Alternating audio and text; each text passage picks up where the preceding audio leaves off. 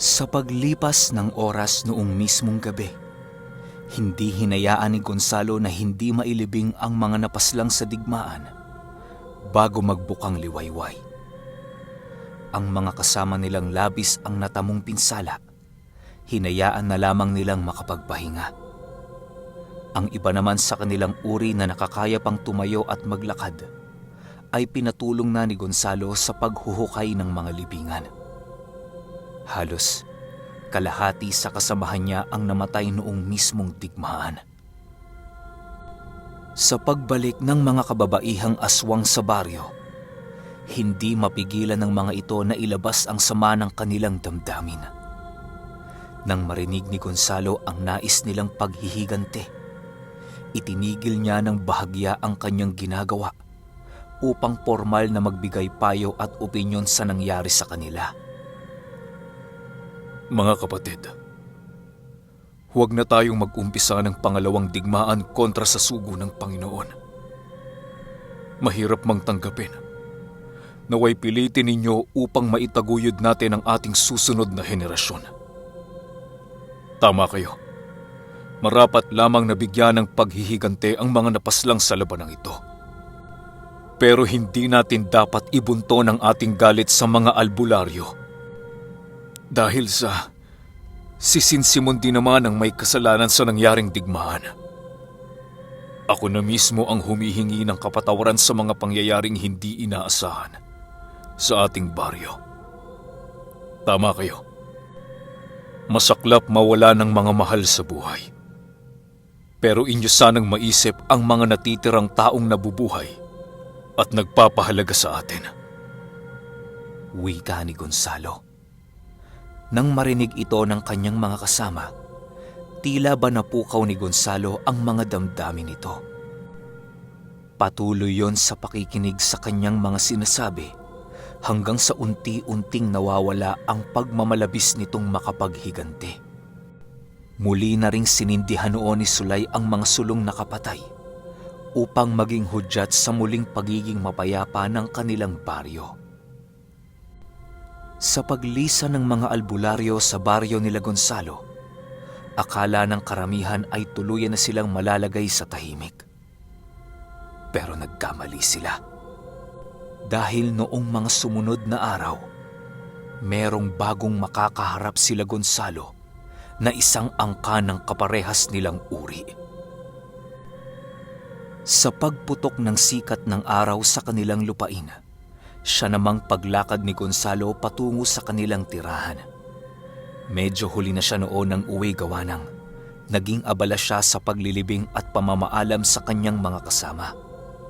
Sila Sulay noon, sugatan man sa laban, piniling samahan si Gonzalo upang ihatid ito sa kanilang tahanan. Ayaw nang magpahatid noon ni Gonzalo pero sadyang nagmamatigas ang kanyang mga kasama sa mga nais nitong gawin. Pagbalik ni Gonzalo sa kanilang tahanan, agaran din naman siyang sinalubong ni Nognog na merong daladalang kape. Tay! Tay! Kape na ho kayo at maaga pa tayo sa habian ng abaniko. Ayon po kay Tio Suplito, maraming materyales ang dumating ngayon, Tay. Wika ni Nognog. Pagdating ni Gonzalo sa kanilang bakuran, agaran ding lumisan ang kanyang mga tauhan upang bumalik na sa kanilang baryo. Sa pagkuha ni Gonzalo ng kape kay Nognog, agaran din naman niya itong ininom habang sila ay naglalakad patungo sa kanilang bahay. Doon ay sinalubong din si Gonzalo ng kanyang asawang kagigising lang, naabala rin sa pagluluto ng kanilang makakain. Dahil sa amoy lupa na noon si Gonzalo, pinili niyang magpalit ng damit upang simula ng kanilang trabaho sa panibagong araw. Habang naglalakad si Gonzalo at si Nognog patungo sa habian ng abaniko, doon na naipagkwento ni Nognog ang pagpunta ng tiyuhin niya noong gabi. Doon na rin ipinagtapat ni Nognog ang kanyang mga sinabing lihim ng kanyang ama sa kumpare nito. Dahil sa mga narinig noon ni Gonzalo, pinili niyang manahimik na lang upang isipin ang magiging reaksyon ni Suplito sa kanyang mga nalaman. Pagdating nila sa habian, agaran din naman nilang nakita si Suplito na abala sa paghahabi ng abaniko. Hindi pa noon alam ni Suplitong naroon na sila. Kaya kinalabit ito ni Gonzalo upang malaman nito ang kanilang pagdating. Oh! Gonzalo! Dito ka na pala! Kanina pa ba kayo dyan? Wika ni Suplito. Hindi kararating lang namin. Napakaaga mo yata, Suplito. Parang marami kang pangangailangan Sagot naman ni Gonzalo. Habang sila ay nag-uusap, dahan-dahan na rin kumukuha si Gonzalo ng mga materyales sa paghahabi ng abaniko. Sinognog noon, mga sisidlan munang gawa sa kawayan ang kanyang inumpisahang gawin. Gawa nang nauubusan na sila ng mga ito. Gonzalo! Merong sinabi ang anak mo sa akin kagabi Maaari ko bang malaman kung totoong sinabi ng anak mo? Di kasi ako makatulog buong magdamag Ito kasi sinognog kung ano-ano sinasabi sa akin Napuyat tuloy ako kakaisip. Wika ni Suplito. Oo, Suplito. Tama ang lahat ng sinabi sa iyo ng anak ko. Pasensya ka na at itinago ko sa iyo ang totoo kong pagkatao. Naway maintindihan mo na kaya ako'y tinago sa iyo ang aking pagkatao. Gawa ng natatakot ako na ako'y iyong layuan. Maaring demonyo ako sa iyong paningin, Suplito. Pero tao pa rin ako. Malumanay na wika ni Gonzalo. Nang marinig ito ni Suplito, agaran niya naman ding tiningnan si Gonzalo. Doon ay nasilayan niya ang matamlay nitong pagmumuka na para bang meron itong kinakatakutan. Dahil sa mga nasilayan ni Suplito, agaran din naman siyang sumagot sa sinabi ni Gonzalo. Di naman ako natatakot sa iyo, pre. Alam kong isa kang mabuting tao at matapat na kaibigan. Di mo man to sabihin, nakikita ko sa iyo mga mata. Mabuti kang tao, Gonzalo. At hindi importante ang katauhan mo para lubusang kitang husgahan. Ang nais ko lang naman, Gonzalo, maging tapat ka sa akin kasi nga, kaibigan mo ako, di ba? Ano pa ba ang rason ng pagkakaibigan natin kung hindi tayo magiging tapat sa bawat isa? Ano sa palagay mo? Sagot naman ni Suplito. Dahil sa mga usapan noon nila Suplito, piniling basagin na ito ni Nognog.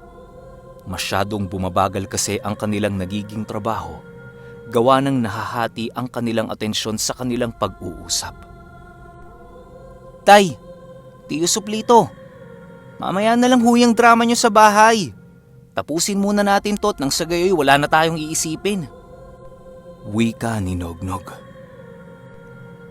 Nang narinig ito ng dalawa, nagtawanan lamang ito at nagpatuloy na sa kanilang ginagawa. Biglang tumahimik na noon ang ama ni Nognog at ang kumpare nito nang binasag ni Nognog ang kanilang pag-uusap.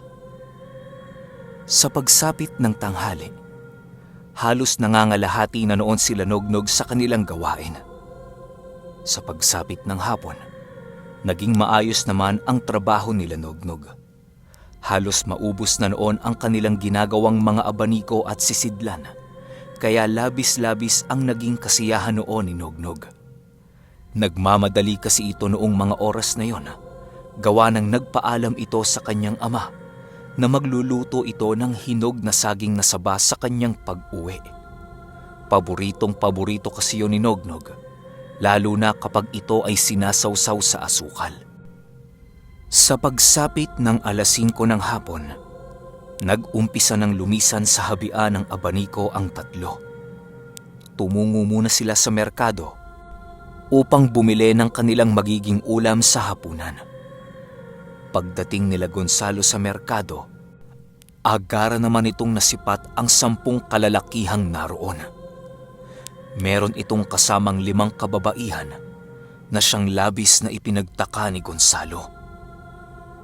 Alam niyang aswang ang mga yon at ang isa sa mga matandang lalaking kasama nito ay isang gabunan. Madaling nalaman ito ni Gonzalo, gawa ng isa din siyang gabunan. Ang labis lamang noon na ipinagtataka ni Gonzalo ay kung bakit naglakad ng grupo ang angka ng aswang na yon. Bibihirang maglakad ng grupo ang mga aswang, lalo na kapag meron itong kasamang gabunan. Naglalakad lamang kasi ito ng grupo kapag lilipat ito ng kanilang matitirahan. Habang papalapit noon si Gonzalo sa mga kalalakihang yon, maigi niyang pinagmamasdan ang bawat galaw nito. Sa pagtungo nila sa isang tindahan, pansin ni Gonzalo ang pagngisi ng gabunang aswang na kasama ng mga ito. Hinahayaan niya lamang itong gawin ang nais niya, gawa ng maraming nakatinging tao sa paligid. Alam ni Gonzalong siya ang tinitingnan ng gabunang yon, gawa ng ramdam niya ang dalawang mga mata nito na nakatitig sa kanya. Gonzalo, meron bang problema? Tanong ni Suplito. Wala naman, Suplito. Tapos ka na bang bumili ng ulam nyo? Pagtapos mo dyan, umuwi ka na. Bukas na tayo mag-usap. Meron kasing nakabantay na masamang hangin sa paligid eh. Wika naman ni Gonzalo. Alam niyang rinig din yon ng mga aswang, pero wala siyang pakialam. Dahil sa mga narinig noon ni Suplito, agaran din niyang iniwan sila Gonzalo. Nais niya mang tumulong sa mga ito, ay wala siyang magagawa kung kapwa nito aswang ang kanyang kalaban. Sa muling pagdaan nila Gonzalo sa pinagkukumpulan ng mga aswang na yon, biglang nagwika ang matanda sa kanya ng, "Balita ko, natalo kayo ng mga albularyo.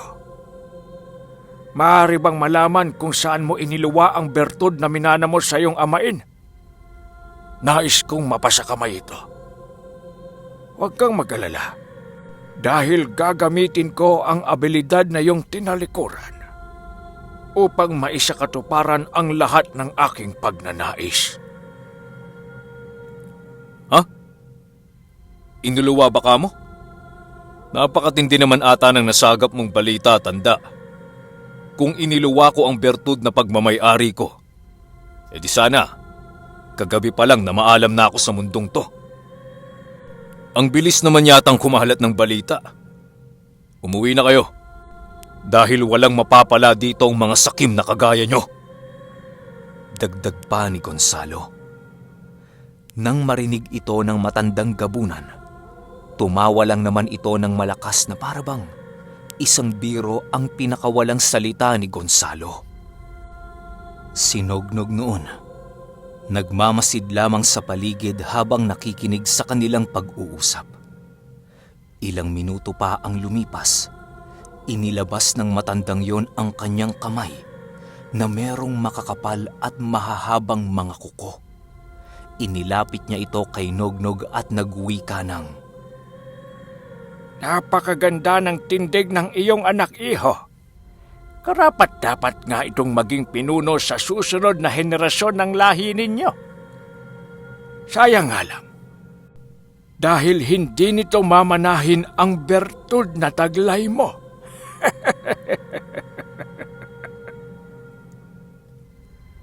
Nang marinig ito ni Gonzalo, agaran din naman niyang tinapik ang mga kamay nito na nakadapo sa pisngi ni Nognog. Matapos yan, pinili nilang umalis na sa merkado upang bumalik na sa kanilang tahanan. Nagmamadali noon silang umuwi, gawa ng alam ni Gonzalo kung gaano kabangis ang angka na yon. Pero kahit may taglay ang mga ito na kabangisan, wala pa rin itong panama sa kakayahan ni Gonzalo. Alam kasi noon ni Gonzalong kaya niya itong pagsabay-sabayin sa labanan kung ito ay kanyang nanaisin. Habang sila ay naglalakad patungo sa kanilang tahanan, halos hindi noon mapakali si Nognog. Panay ang pagtanong niya noon sa kanya pero hindi nito nagagawang sumagot. Nang makarating na sila sa kanilang tahanan, Sa hindi inaasahang pagkakataon, biglang nagulat noon si Gonzalo nang hinatak si Nognog sa kanyang pagkakahawak. Dali-dali naman siyang napalingon noon upang tingnan kung sino ang tumangay sa kanyang anak. Nang makita niyang isa sa mga kasama ng gabunang kanyang nakasagutan sa merkado ang tumangay, agaran niya naman itong hinabol upang kunin ang kanyang anak. Dahil sa bilis noon ni Gonzalo, walang kahirap-hirap niyang naabutan ang lalaki. Paglapit niya dito, bigla niyang hinatak si Nognog sabay tadyak at sapak sa tumangay dito. Halos kumain yun ng damo sa lupa dahil sa lakas ng ginawang pagsapak noon ni Gonzalo. Sakto naman noong mga oras na yun na papalapit na sa kanila si Sulay upang siya ay sunduin. Paglapit nila Sulay kay Gonzalo, agaran din namang nagpakita ang pangkat ng angka na yun. Animoy lumitaw yon sa kadiliman dahil sa bigla na lamang itong nasipat ni Nognog sa kanilang harapan. Namumula ang mga mata nito at dumidila-dila na parabang isang aso. Ano bang kailangan ninyo? Galit na tanong ni Gonzalo. Paglapit ng mga ito sa kanilang kinaroroonan, agad namang nagwika ang matandang gabuna ng, Ano ba naman yan? 4 na lang kayong natitira sa lahi ninyo. Nakakaawang angka ng ating uri. Hayaan nyo, sa pagkuha ko ng bertud ng pinuno ninyo, gagawin ko kayong alipin sa aking itatatag na bagong maharlikang angka ng mga aswang.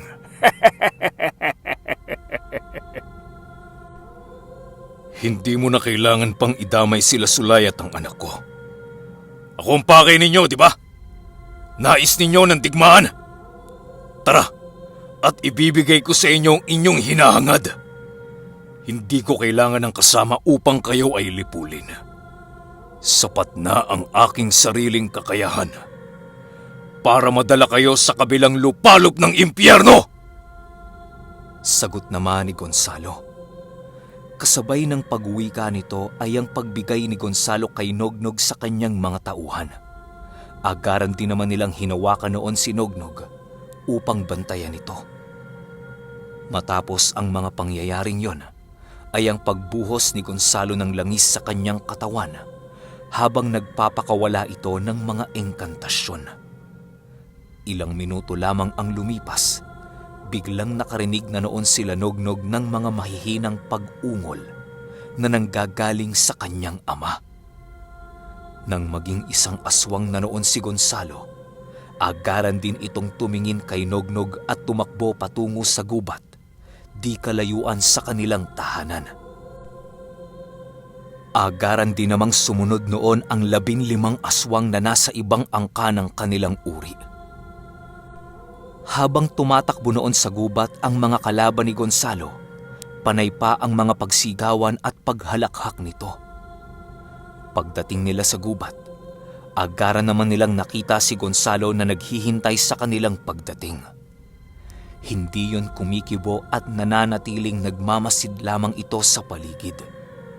Nang kumpleto na ang lahat ng grupo nito, doon na ito nag-umpisang umatake kay Gonzalo. Sa pag-atake ng isang lakat na aswang sa kanya, agaran din naman niya itong tinapyasan ng ulo, gamit-gamit ang mahaba niyang kuko. Sa pagkakataong ito, uubusin ko na ang lahi ninyo. Hindi kayo pinapakialaman ng uri namin pero hindi na tama ang ginagawa nyo ngayon. Mga mapagsamantala, mga sakim! Nararapat lamang kayong dalhin sa impyerno upang makita ninyo ang itinuturing nating Panginoon! Wika ni Gonzalo. Nang makita ng mga aswang ang pagkamatay ng isa sa kanila, sabay-sabay na itong sumugod upang patayin si Gonzalo. Hindi naman ito hinayaan ni Gonzalo, kaya ang ginawa niya ay sumugod rin siya upang salubungin ang mga ito. Habang nakikipaglaban noon si Gonzalo, pinili niyang agarang magpalit ng anyo sa pinakamalakas niyang estado. Biglang bumiyak noon ang mukha ni Gonzalo na merong nagsisitalasang mga pangil. Bigla din itong tinubuan ng malapad na pakpak na siyang ikinagulat ng kanyang mga kalaban. Tinubuan din noon si Gonzalo ng mahabang buhok sa binti at malakambing na mga paa.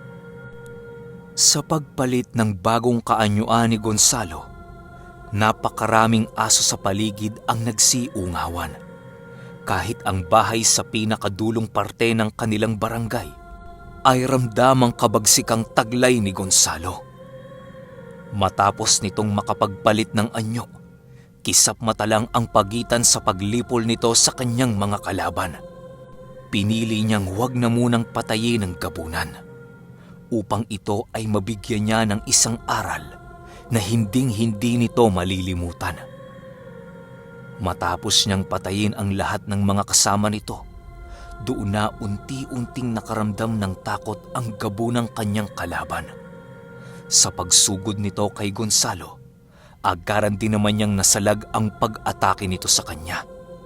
Ang ginawa niya noon sa matanda, ipinako niya ito sa lupa gamit-gamit ang mga sanga ng kahoy na nasa paligid. Ako'y naghahangad ng pagbabago para sa aking sarili. Ayoko na ng digmaan at sigalot. Pero kayong mga salot ay patuloy pa ring nagdadala ng kamalasan sa aming angkan. Ituring mo na ngayon na pagmamay-ari ko ang iyong buhay. Huwag ka na ring humingi ng kapatawaran dahil hinding-hindi ko mapapatawad ang iyong kapangahasan. Wika dito ni Gonzalo. Kasabay ng pagwika niya ay ang pagkuha nito ng isang matalas na kahoy na siyang agaran din niyang itinarak sa dibdib ng gabunan. Hindi na niya ito kinain upang ipakita sa kanyang mga uri na isa silang mahinang angka ng mga aswang. Bago tuluyang lisanin ni Gonzalo ang bangkay ng mga ito, inihian niya ang katawan ng gabunan upang ipakita ang kanyang paghahamon sa natitirang kaanib ng kanilang angkan. Alam ni Gonzalong, wala nang papatol noon sa kanyang paghahamon sa kadahilanang napaslang na niya ang kanilang gabunan. Sa pagbalik noon ni Gonzalo sa kinaroroonan ng kanyang anak, agaran din niya itong hinawakan sa kamay at sinamahan papauwi. Noon ding mismong gabi, napagpasyahan na ni Gonzalo na hanapin ang kinaroroonan nung ermitanyo. Grabe! Kinikilig ako na kinikilabutan. Sobrang ganda talaga ng kwento na to. Pahintay na lang tayo sa next part kasi wala pa eh. Yun lang. Salamat.